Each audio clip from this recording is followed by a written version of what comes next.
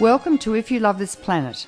I'm Dr. Helen Caldicott, and in this program we talk about the greatest medical and environmental threats to all life, such as nuclear weapons and nuclear power, global warming, ozone depletion, toxic pollution, deforestation, and many other social and political issues that relate to global well-being.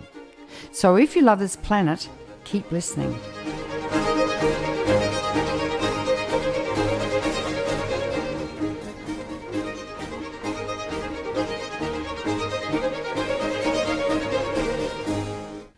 Welcome to If You Love This Planet. My special guest today is Arjun Makhijani, President of the Institute for Energy and Environmental Research in Tacoma Park, Maryland, in the United States.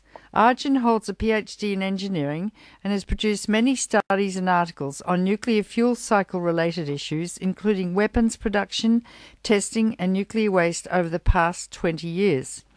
He's the principal author of the first study ever done, completed in 1971, on energy conservation potential in the United States economy. Most recently, Dr. Makhijani has authored Carbon-Free and Nuclear-Free, a roadmap for U.S. energy policy, published by RDR Books and IEER Press in 2007. The book is the first analysis of a transition to a U.S. economy based completely on renewable energy without any use of fossil fuels or nuclear power. Arjun Makhijani, a very warm welcome to If You Love This Planet. Thank you, Helen. We should say that you and David Freeman inspired this book, Carbon-Free and Nuclear-Free. David Freeman being the former Jimmy Carter's science advisor. Brilliant man. Jimmy Carter's chairman of the Tennessee Valley Authority. Yeah, that's right. That's right. And I was going to... Are you an engineer? I thought you were a nuclear physicist, Arjun. No, nuclear.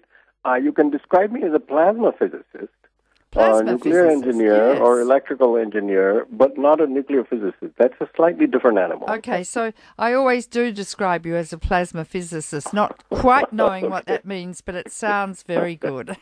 All right. Now, it's Arjun, not the blood plasma as medicine. No, it's not the blood plasma minus the red blood cells. So today we're going to concentrate on thorium. I have had a lot of dealings lately with people who are very keen about thorium. There's a big push amongst a certain group of nuclear scientists, engineers, physicists who are really quite addicted to the notion of thorium reactors. So I think we should start right at the beginning. What is thorium? How much of it is there in the world? Where is it located? And we'll go from there. Okay, thorium is a naturally occurring heavy metal. There are actually different kinds of thorium. We're talking about one particular kind, thorium-232. It is not a nuclear fuel, but you can make a nuclear fuel out of it. You mean it's not fissionable? It doesn't fission. Yeah, it's not fissile, so it won't sustain a chain reaction. Right. There's only one material that occurs in nature that can sustain a chain reaction, that occurs in nature in any significant quantity, and that's uranium-235. That was the principal ingredient of the Hiroshima bomb, and it's the principal ingredient that sustains chain reactions in essentially all the nuclear power reactors that are used in the world. But it is only 0.7% of naturally occurring uranium, which has one other isotope, uranium-238. And uranium-238 is a lot like thorium-232 in that it doesn't sustain a chain reaction, but when you put it in a reactor and bombard it with neutrons, it will turn into plutonium-239, which does sustain a chain reaction. So, Alvin Weinberg was a great scientist and the first director of Oak Ridge National Lab and actually the guru of thorium reactors, as well as in many ways, the whole nuclear reactor business. He was a brilliant man and a very thoughtful man. He got very, very excited about nuclear energy, not because of uranium-235, but because of uranium-238, of which we have lots and lots and lots, which is the main constituent of depleted uranium, and we have 500,000 tons of depleted uranium in this country, and you could run 1,000 reactors for 500 years. Oh, my God. Yeah, so it's a lot. Thorium-232 is similar. You can turn it into uranium-233 in a reactor. But the difference is that there's no component of thorium that can sustain a chain reaction. So you need something else to run the reactor so that you can turn thorium into uranium-233, which can sustain a chain reaction. And so that's where these two paths separate. And one of the reasons people advocate thorium reactors is that there's more thorium than uranium in the world. But if you're going to make breeder reactors where you're turning non-fuel material like thorium or uranium-238 into fuel, there's actually no shortage of the material. There's some countries have a lot of thorium. India being a primary example, they have very, very little uranium, low grade mostly, and they have lots and lots of thorium, so they would like to see thorium reactors. So that's a sort of a parochial or regional reason. But overall, I see very little merit in the argument that there's a lot more thorium, so we should do thorium reactors, because there's plenty of uranium, and uranium is pretty cheap and is going to probably remain pretty cheap. What are the downsides of thorium reactors? And so therefore you need to walk us through the fuel cycle of thorium so people really understand what the downsides of thorium are. Well, there are pluses and minuses with every, overall, as you know, Helen, I don't support the use of fissile materials to make electricity. Making materials with which you can make nuclear bombs and which create long-lived fission products like technetium-99 and iodine-129 doesn't make much sense to me. But within that context, every particular reactor concept has its pluses and minuses. Mm. Now, thorium is not associated with any particular reactor concept. You can use thorium in lots of different reactors. Thorium can be used in the present reactors that we have, and has been used in the present kind of reactors. It's just a more difficult material, and it hasn't kind of worked out that it is particularly more interesting or economical in some way. The Indians are interested in it. They have an experimental heavy water reactor in which they use solid thorium pellets. That's what has happened mostly with thorium, is they've tried to mimic the fuel in existing reactors, which is uranium fuel, and so that it can be substituted for uranium to some extent. And if you have a lot of thorium, that might make some sense. The thing that people have gotten very, very excited about recently is what Alvin Weinberg thought might work very well, is a particular kind of thorium reactor, which is called the Liquid Fuel Thorium Reactor, or LFTR, LFTR.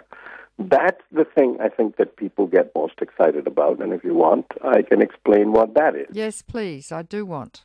So apart from a very small sort of rocket or Air Force machine that was built in the 1950s, which operated for a few months, there's been really only one reactor of this type that has been built that operated at Oak Ridge National Lab in Tennessee for a few years in the 1960s. I think it went critical in 1964 and stopped in 1969 or 1970. It was a small machine, 8 megawatts thermal, and just for reference, a power reactor, a typical power reactor is 3,000 megawatts thermal. And it never generated any electricity. It was an experimental machine to see how the reactor itself would work. And they just dissipated the heat in a heat exchanger. So the way this reactor works is, first of all, because thorium is not a fuel, you have to have a fissile material like plutonium or enriched uranium to get the chain reaction going. And the fuel is in a liquid form. It's a molten salt. and the molten salt is a fluoride. So you have uranium tetrafluoride, you have plutonium in fluoride form. I think plutonium is not a tetrafluoride, but I'm not maybe remembering that correctly. You have thorium tetrafluoride. So you have all of these things that have a fairly high melting point, and you run this reactor at very high temperatures, much higher, about double the temperatures of present reactors. And the advantage that is one of the advantages that is mentioned for this, which is quite correct, and I agree with it, is that you operate the reactor at atmospheric pressure. So it doesn't need a high pressure vessel like a pressurized water reactor or a boiling water reactor. The other advantage is that because you have a molten salt fuel, you won't have a meltdown. Well, that's less of an appealing argument because your fission products are already in the molten salt, and so the volatile fission products are going to evaporate, and then you have to make sure to trap them so they don't escape to the atmosphere. But and then you take this molten salt and you have a heat exchanger in which you have another circuit of molten salt, and then you can either make steam or very hot gases, and then you run a turbine and generate electricity. And some people hope that because you have very, very high temperatures, you can also make hydrogen from water and have a hydrogen economy. That's very far off. One of the problems with this kind of machine is that the materials requirements are very tough. So you run at very high temperatures, and the cost and durability of these materials over long periods of time needs to be tested. So it will take a long time to actually check everything out. How will these heat exchangers work? That's been one of the problems with sodium-cooled breeder reactors. It's not been in the reactor itself. The reactor concept actually has some merits on its own, but it's the sodium circuits that have given lots of problems in some reactors. And in Japan, the Monju reactor leaked some sodium. And, of course, sodium catches fire. And so it was shut down not long after it was commissioned, and it is still shut down 16, 17 years later. Well, one of the touted advantages of the molten salt reactor is, unlike molten sodium, it won't catch fire in contact with air, which is also true. And finally, another advantage touted is that if you have a problem, there are cement sort of cells or chambers under the reactor, and a plug will melt, and the reactor will be drained, and you will have all of this fuel in these cells, so that you won't have very large inventory of radioactive materials in the reactor that could escape. So the reactor. So people get excited for fairly rational reasons if you accept the framework for nuclear energy. But unfortunately, as in the previous excitements of nuclear energy, people get so excited that they don't look at the downsides. So they say, for instance, that there's not a proliferation issue with thorium reactors. You mean you can't build bombs from the fuel? Yeah, which is actually somewhat backwards from my assessment, and not only my assessment. So here's the argument that is put forward. Thorium-232, as I told you, you can't run a reactor with thorium-232. You have to have either plutonium or enriched uranium because it's not fissile. Mm-hmm. So you have all of the disadvantages of the other. So now you have to have a uranium enrichment plant, or you have a reprocessing plant to separate plutonium. They say, we can burn up the existing waste from reactors. Well, you can't do that unless you have a reprocessing plant and you separate the plutonium. Of course, once you separate the plutonium, you've got bomb-grade material, bomb-usable material, and all of the proliferation headaches that go with it. This reactor in Oak Ridge operated on medium-enriched uranium, 33%, if I remember correctly, which is 8-10 times the enrichment of the of the present reactors. It operated on plutonium, and it operated on uranium-233. It actually never operated on thorium. And so that experience remains to be accumulated. Then, when you do put thorium tetrafluoride in the reactor, some of this thorium becomes uranium-233. A very tiny part of the thorium under bombardment of neutrons by a completely different sort of nuclear reaction route also becomes uranium-232. Now you have a mixture of two different kinds of uranium, uranium-233 and uranium-232. 232 has a very short half-life, comparatively, 70 years, and it decays into thallium-208, if I'm remembering the chain correctly, and that is an extremely radioactive material, and so the claim is, because now you've got an isotopic mixture of uranium-233 with something that's highly radioactive and gives off extremely strong gamma radiation, so that would be very difficult to build a bomb with it. But there's a little bit of a problem with this reasoning. In order to operate this reactor, you have to make uranium-233, and you have to separate that uranium-233 from all the fission products. So you've got to be cleaning out this molten salt all the time. There are a number of ways to do it, but basically you need a reprocessing plant right there on site. What do you use? Why do you need to get the uranium-233 out? Well, you need to separate the fuel from the fission products, because if your fission products accumulate in the reactor, the chain reaction will stop at a certain point. I see.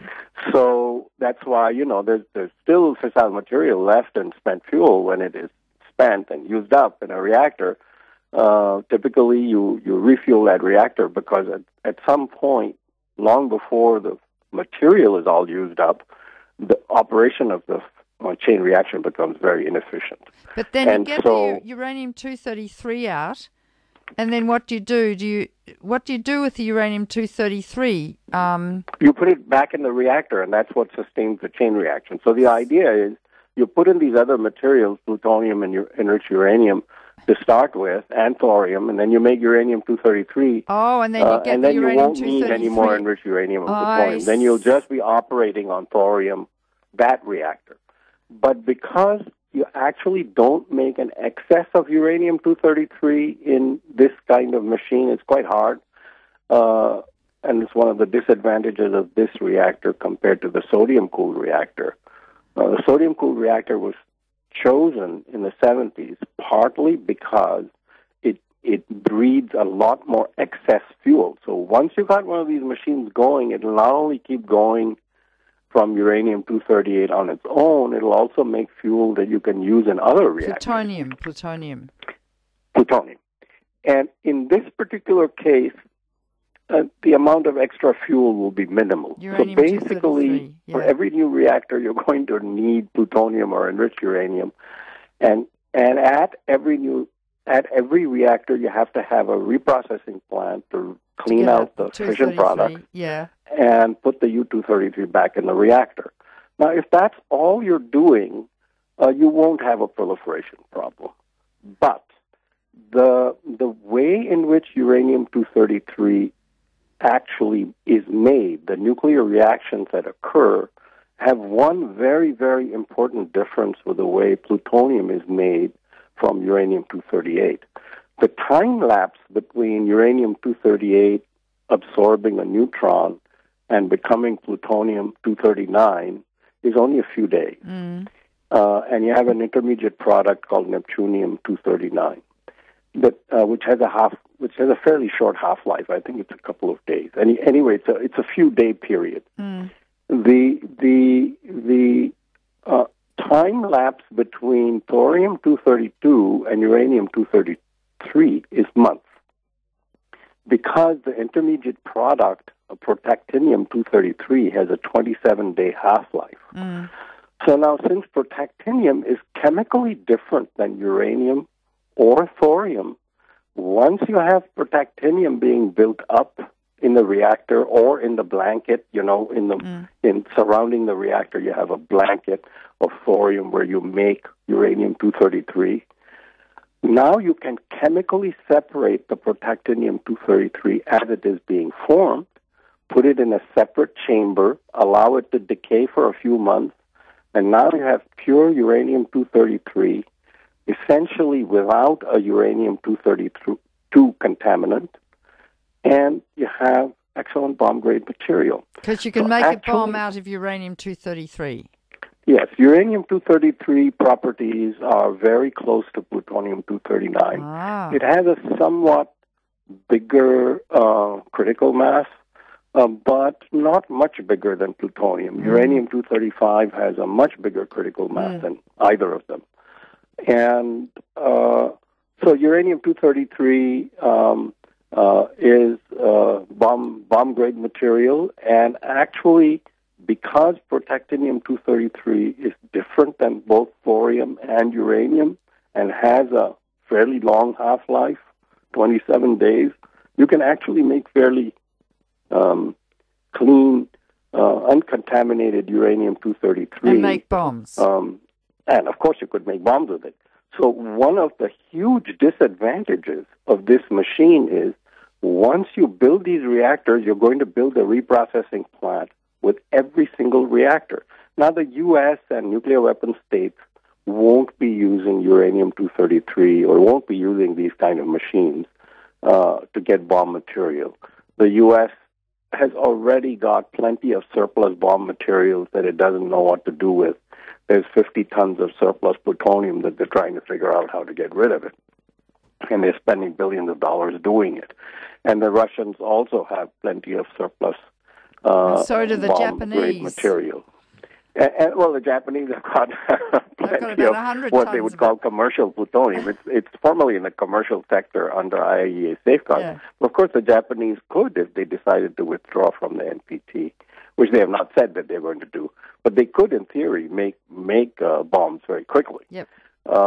And there has been a debate from time to time on the right side of the Japanese political spectrum whether Japan should become a nuclear weapons state or not. Yeah. So now, if you use this particular type of machine, see, one of the problems with this machine and the integral fast reactor, which is a sodium-cooled reactor with a reprocessing plant attached to it, is if you go with on-site reprocessing, it becomes you're really multiplying the machines of proliferation. Today, proliferation threats are not located in the reactor itself.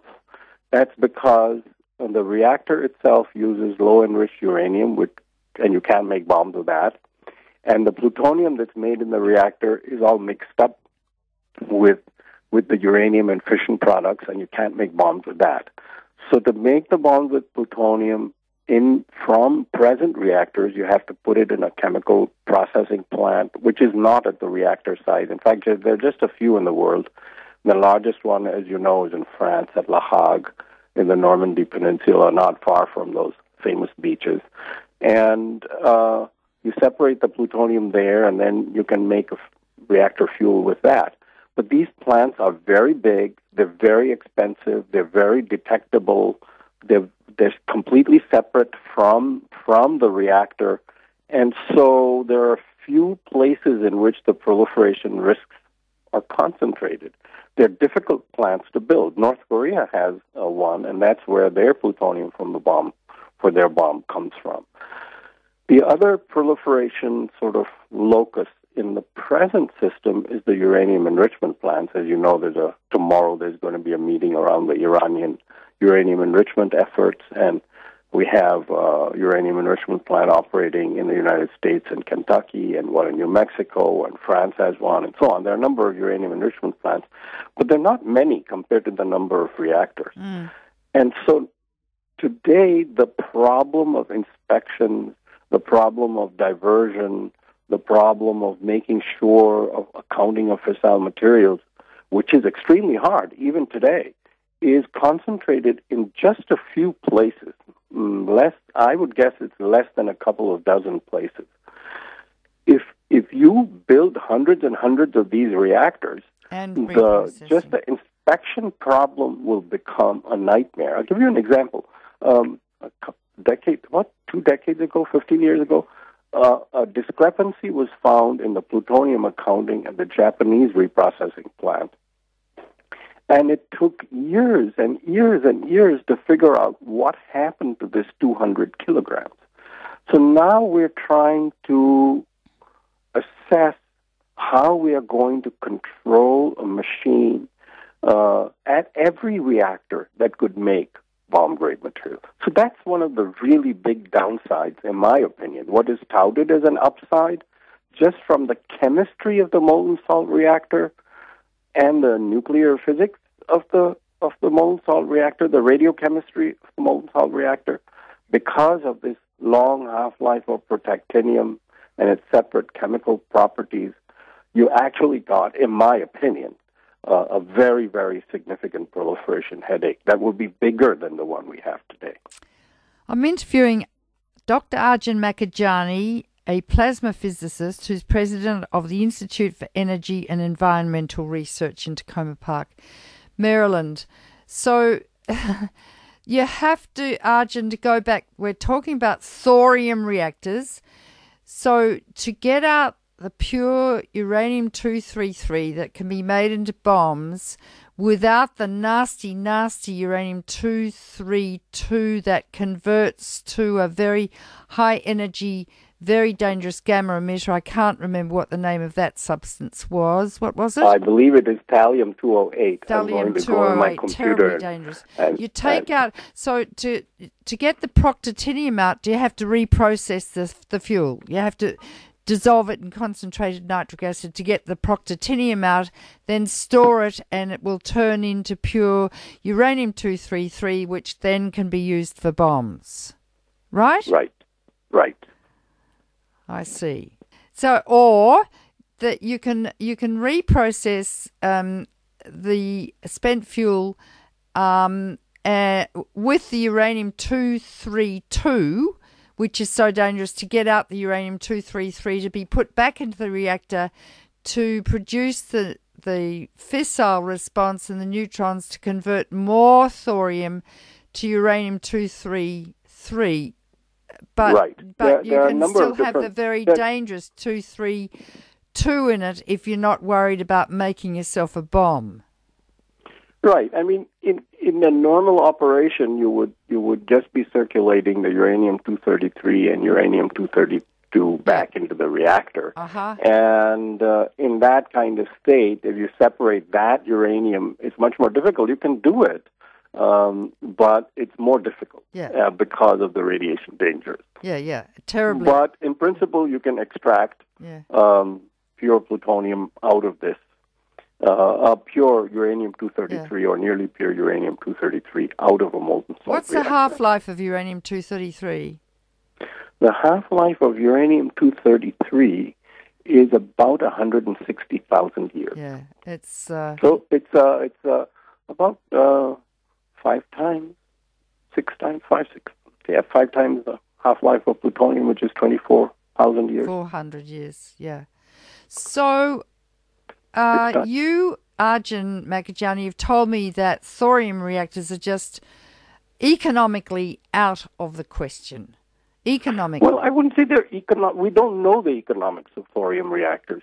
There's some reason to believe on some counts they would be cheaper, and there's some reason to believe that on some grounds they'd be more expensive because you have 2 molten salt loops, you have very expensive materials, and so on. You have to have a reprocessing plant with every reactor. The decommissioning and waste problems with thorium reactors could be very, very much more difficult than with present reactors, which are already quite difficult. Why? The machine at Oak Ridge was shut down in 1969 or 70, and the molten salt went into the cement cells at the bottom of the reactor. And the salt also contains beryllium fluoride. So now beryllium, under the action of alpha radiation, will produce neutrons. So you have accidental criticality risks. You have nuclear waste that it's in a very difficult form. You have to process it to actually put it in a form that can be disposed of in a repository. And between 1970 and 2012, they've been trying to figure out what they're going to do with this stuff. It's still sitting there. Cool. So basically, one of the choices is to convert that part of Oak Ridge National Lab into a place sort of permanent, with a sarcophagus permanently like Chernobyl. Really? And yes. The others are to be able to take the stuff out and process it and condition the waste so it could be in a form that could be compatible with deep geologic disposal. Every single estimate of the management of this waste from this reactor that cost less than $10 million to build at the time, which would be, $50-60 million in today's times, in today's dollars. Every single estimate for decommissioning and disposing off the waste from this reactor, which never generated any electricity, is more than $400 million.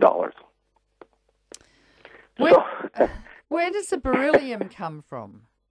The beryllium is put into the fuel in this particular design, I presume, to maintain certain properties of the liquid fuel. Beryllium, of course, has long been used as a neutron source. The early neutron, and even I don't know if now they use beryllium in neutron sources. They might. Beryllium is used with plutonium-238 and other alpha emitters as neutron sources, and I think may even have been used initially in bombs as neutron triggers. I don't believe they are anymore. Well, to turn beryllium into radioactive beryllium, because beryllium is not normally radioactive. How do you? No, I don't think you would be turning beryllium into radioactive. Beryllium does have radioactive isotope. Naturally, does it?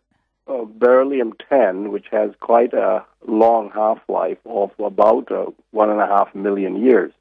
So you have a number of different waste problems in this reactor. So the molten salt reactor also has a graphite moderator. Chernobyl had a graphite moderator. Which burnt. And Windscale had a graphite moderator. Yeah. So you keep a neutral, a noble gas or an inert gas in the cover of the reactor. But if you do have a loss of coolant or loss of pressure or loss of containment in the reactor, your fuel will go down into the cement cells. But if you get air rushing into the reactor vessel in contact with very hot carbon, you could get a fire. So the accident mechanisms of this particular reactor will be very, very different. They have to be studied very carefully. And now, of course, you've got carbon graphite that has become activated. So now you have carbon-14, and you have very large blocks of carbon-14 that are radioactive, half-life 5,700 and odd years, carbon-14.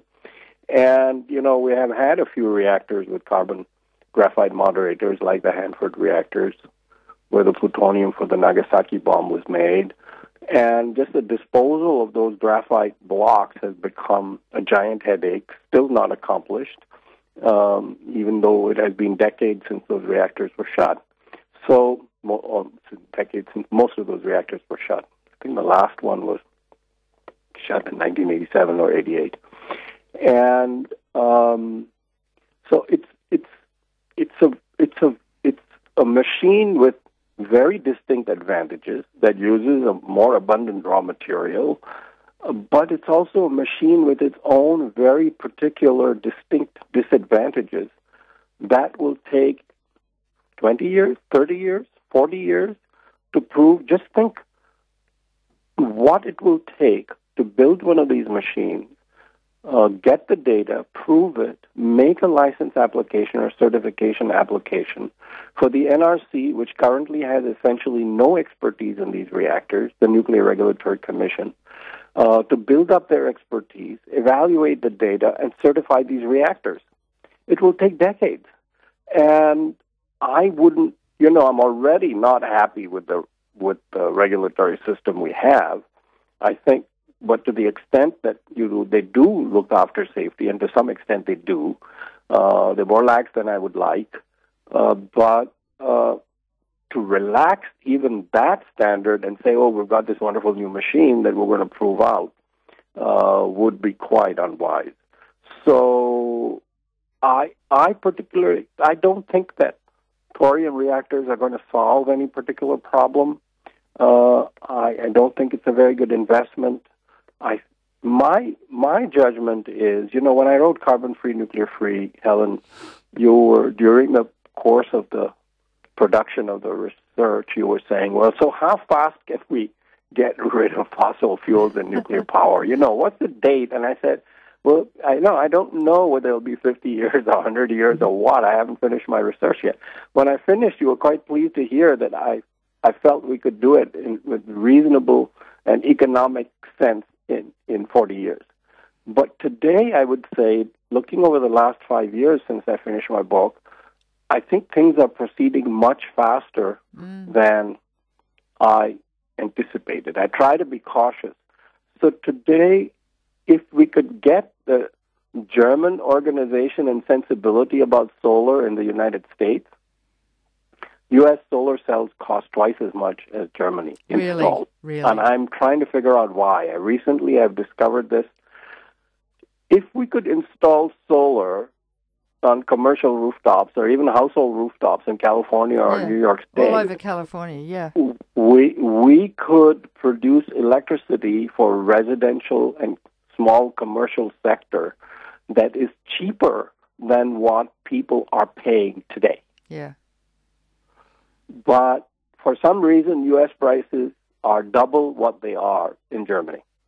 And Germany, of course, costs are higher, not because they're not doing it efficiently, but because it's a very cloudy, rainy place, and and it's a northern country, so they don't have very good solar energy. But their secret is they're becoming a huge exporter of solar technology, like China. So I think, all this aside, nuclear energy is, in my crystal ball, admittedly cloudy, going to be pretty obsolete in 10 years. Yes. So thorium machines don't even have a chance of kind of saying, okay, here we are, we're your competition. It doesn't make sense to me. You know what I always say, and people might be offended by this, but it's always been the physicist's wet dream to have thorium reactors. I'm not going to go there. And breeder reactors. I mean, that's... Well, I'll take you up on that in a different way.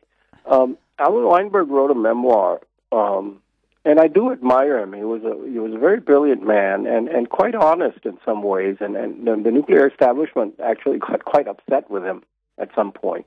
So he said a couple of very, very interesting things. So in an interview in around the 1980 or so, with Daniel Ford, he was reminiscing about how excited they got about uranium and breeder reactors and this fuel that would last for millions of years and solve the problems of humanity, for energy problems of humanity. And in reflecting on that, he said, we got very, very excited about that, somewhat in the same spirit as the Ayatollah is at the moment. Yes. And he was referring to Ayatollah Khomeini. It was just after the... Yeah. So that was kind of a very interesting reflection. Very revealing. So a different one along the same direction, as you're thinking. It was a very emotional, gut thing. It wasn't a well-thought-through thing. No. The other thing he said in 1970-something, maybe in 72, was even more dramatic and very, very thoughtful, in my opinion. He said, we're going to give you this magical energy source. And by magical energy source, he meant we'll generate energy, and then we'll make more fuel than we used up in generating energy, because that's what a breeder reactor does. We're going to give you this magical energy source, but there's a downside. The longevity that we demand of social institutions and human institutions is longer than anything that we've known. Obviously, I'm paraphrasing. And that essentially engineers and physicists are making a Faustian bargain with society.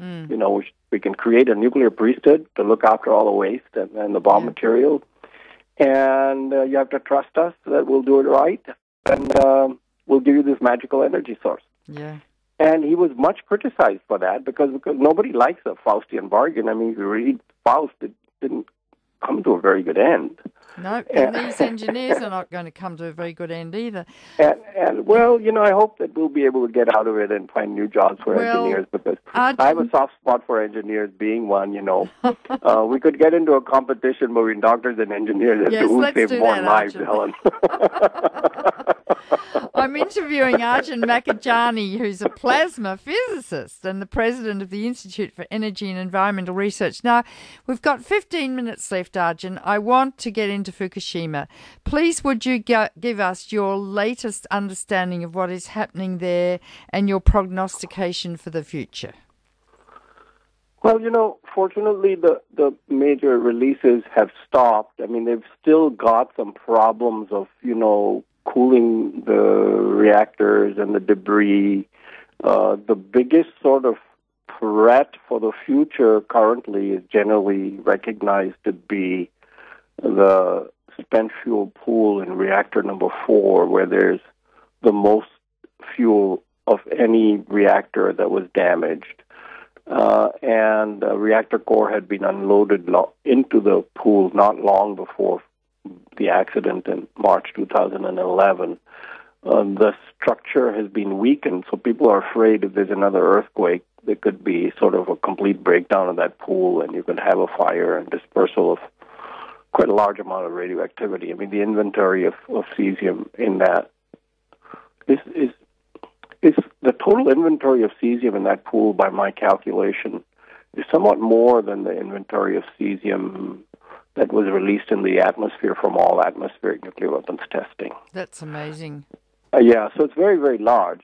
At the same time, Japan there would be a bigger catastrophe in Japan if there were a very large fire in that spent fuel pool. Yes. So I think the main task now, of course, it's impossible to approach that spent fuel pool because it's very hot. But not only very hot, but because of the hydrogen explosion, the cranes that normally handle this stuff remotely have been destroyed. Yeah. And so there's no fuel handling machinery in 3 of these 4 reactors. Dear. So it's very difficult to see how they're going to. I mean, approaching the spent fuel it has lethal levels of radioactivity. Yeah.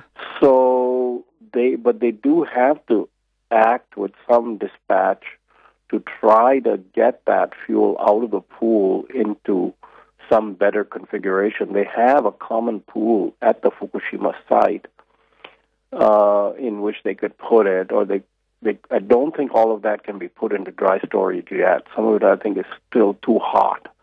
So they have that, I think, is the biggest problem on the site. Then they've got all this contaminated water, they've got the contaminated ocean.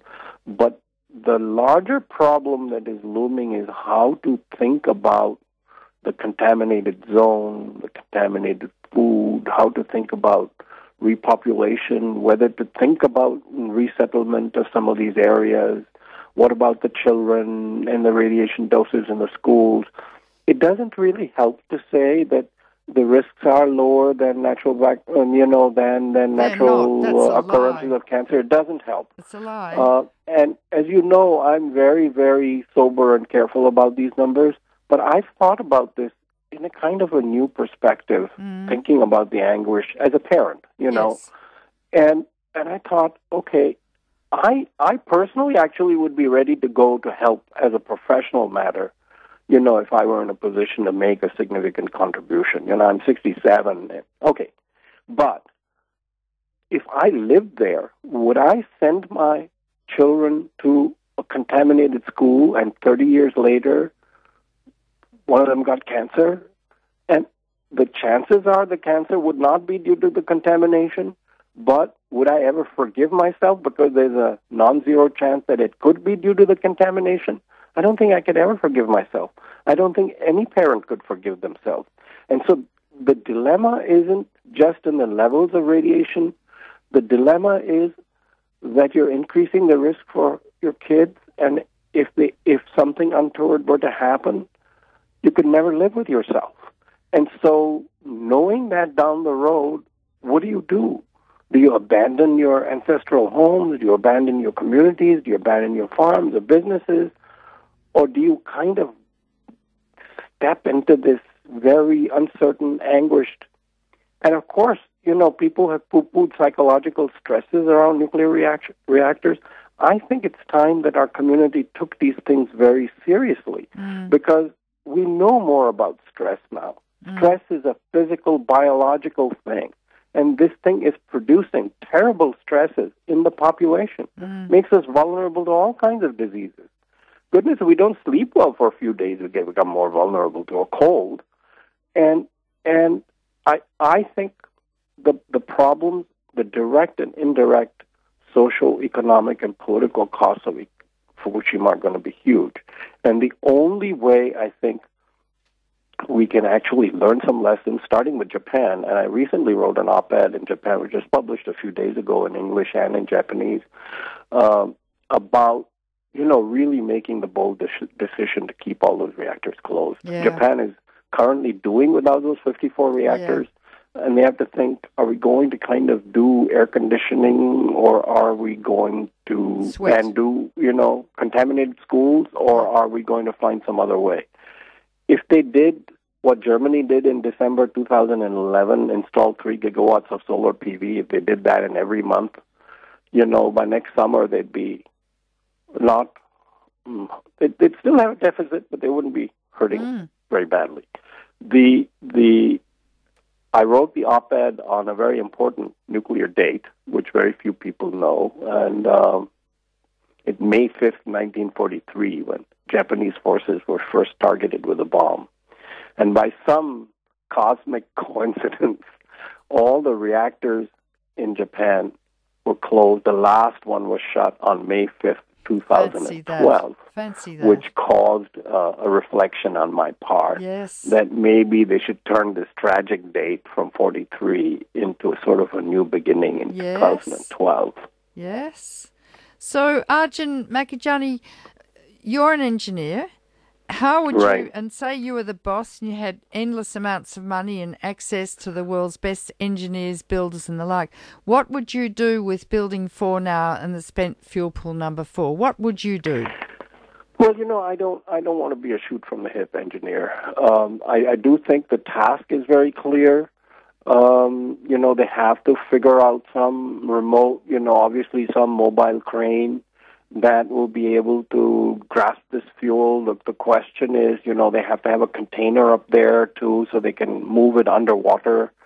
And then they have to figure out how they're going to transfer it, presumably to this common pool that they have on site. At least some of that fuel will have to be transferred into a pool because it's too hot for dry storage. But I'm pretty sure that they know that these are the kind of steps that are involved. But, not having studied the details more carefully, I wouldn't want to be advising people. But I think, the Japanese have lots and lots of excellent engineers, and I think they should be bringing some of their very, very best talent urgently to bear on this problem. Whether they are or not is a different question. And during the discussion, you talked about the graphite moderating rods that were also in Chernobyl, and they burnt, and that was the fire that burnt ferociously for 10 days, lofting huge amounts of isotopes in the air. But I hadn't thought about that before, but of course the graphite rods were full of carbon-14 as well, weren't they? Yeah, they weren't graphite rods. It's a big graphite block with holes in it for the fuel and the coolant. And one of the advantages of the thorium reactor is, unlike Chernobyl, where the fuel was inside, and remained inside the reactor when the fire was going, and so the intensely hot fire was dispersed radioactive materials quite high into the atmosphere, and then it wound up all over the world. In this particular reactor, the reactor itself would be empty of the molten salt, and so the consequences of fire would be orders of magnitude less than Chernobyl. I mean, they would be serious, but they would. But you brought up the carbon-14 yourself. Yes, I did. And its half-life is, again, what is it? Carbon-14 half-life? Carbon-14 is 5,700 and odd years. So it's very long. Multiply that by 10, And carbon, of course, is ubiquitous in the biological cycle. Right. The big problem with carbon is that it gets into plants, it'll get into your DNA, humans. It'll get into your babies, irradiate in utero, and it stays around. So the same carbon-14 will irradiate people for untold generations, for 50,000 years. Is it a beta and gamma or just beta? It is a beta emitter. Yeah. I don't believe it has a No, I don't think it does. But gamma component. Beta emitters are pretty nasty because most of the energy as an internal emitter, it tissue. would be pretty nasty. Yeah, well, therefore... As an external emitter, not so much. No, of course, but we're only talking about internal emitters now, and, it's almost certainly all over Europe, and when I talk about Europe, and, 40% is contaminated with cesium-137, Arjun, right, I forget about carbon-14, or... Yeah, actually, carbon-14 has no gamma radiation. No, it doesn't. You've just looked it up, haven't you? Yes.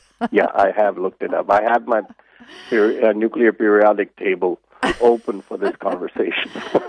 There's another question I've got too, which is the beryllium. I want to get back. Beryllium is not normally radioactive, so when you put it in a reactor to be used as a sort of construction material for the reactor, that's when it becomes radioactive and becomes a neutron emitter, right? No. Normal beryllium doesn't emit neutrons. Even when beryllium absorbs neutrons, it'll become beryllium-10, which is a beta emitter, like carbon-14. I thought you said it emits normal beryllium will emit a neutron when it is bombarded by an alpha particle. So the way they made neutron generators initially was with polonium and beryllium. So polonium has a half-life of 82 days or something, so it's a very intense alpha emitter. Right. And when the alpha particles bombard the nucleus of the beryllium, then the energy from the alpha particle dislodges a neutron from the beryllium nucleus. And so essentially you get a neutron generator when you combine an alpha emitter with normal non-radioactive beryllium. Well, why do they put beryllium in a thorium reactor in the first place? I have to, in order to give you a good answer, I have to do a little more. You have to look it up. I suspect it has something to do with the neutron economy of the reactor, but I am not 100% sure. Okay. The other thing is, that as you talk, polonium, of course, is that nasty stuff that killed Litvinenko, that Russian man who was taking tea in Claridge's in the hotel in London, and someone dropped a little tiny bit of polonium in his tea, and he died within 10 days of acute radiation. Extremely dangerous material because it has a very short half-life, and as a rule of thumb, the shorter the half-life, the more radioactive a given quantity is. So 82 days, it's less than a fourth of a year, and plutonium is 24,000 years. So you can see it's 100 and odd thousand times. It's about 100,000 times more radioactive than plutonium. And almost certainly, there've been letters in the New England Journal of Medicine, Arjun, saying that polonium is a naturally occurring element, which is one of the daughters of uranium decay. It is. It tends to concentrate on the trichromes, which the little tiny hairs on the back of tobacco leaves. Right, so that is true. There was a very famous, very well-known researcher in Colorado who first pointed that out. Yeah, and so when the tobacco is compressed in a cigarette and you smoke, the polonium tends to deposit at the bifurcations of the air passages where there is more turbulence as the air is sort of going down into the bronchi, and it tends to deposit in the mucosa at the bifurcations, and that is very strongly thought to be a cause of lung cancer from smoking. In fact, that may be the main ingredient that induces lung cancer from smoking. So it's it's interesting, isn't it? Yeah, polonium and beryllium are unhappy combination because beryllium is actually pretty toxic also. The other interesting thing is thorium a daughter or part of the decay chain of uranium, or is it a different? That's a different thorium. The decay chain of uranium-238 contains thorium-230, The material that we've been talking about for reactors is thorium-232, which, like uranium, is a primordial material. That is, the Earth came with it. Oh, and so it has its own decay chain, the thorium. It has its own decay chain. I must look that up today and see what it decays into. Right. Because it decays, and it has a radium component and another thorium component, and it has its own radon and radon decay products. Right. So uranium, as you know, decays into thorium and radium and radon, and then polonium is a decay product of radon. Right.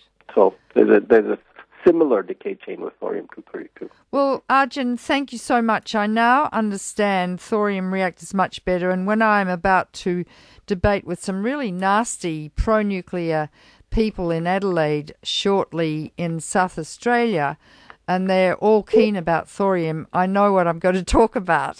Yeah, they're probably thoughtful people thinking that they have a good answer to our problem, but in my view and yours, not right, but not necessarily nasty. At least that would be nasty. I debated this guy Richard Martin on Science Friday, and he was a very reasonable. Well, I say nasty because I'm a doctor and I don't like people dying of cancer. And anyone that propagates cancer for me is a nasty person, I have to say. All right, Helen. Yeah. Okay. Okay, lovey. Thanks so much, Arjun. Thank you. Great to talk to you. Yeah, great to talk to you. Bye-bye. Bye-bye. My guest today was Dr. Arjun Makhijani, President of the Institute for Energy and Environmental Research in Washington, D.C. His website is IEER.org, and if you go to that website, you can download Carbon-Free, Nuclear-Free, which is the roadmap for survival in a nuclear and carbon age.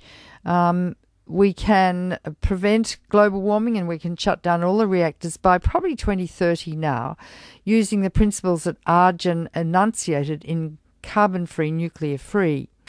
Thanks so much for listening today, and we'll be back with you again with another absolutely fascinating program next week. Bye for now.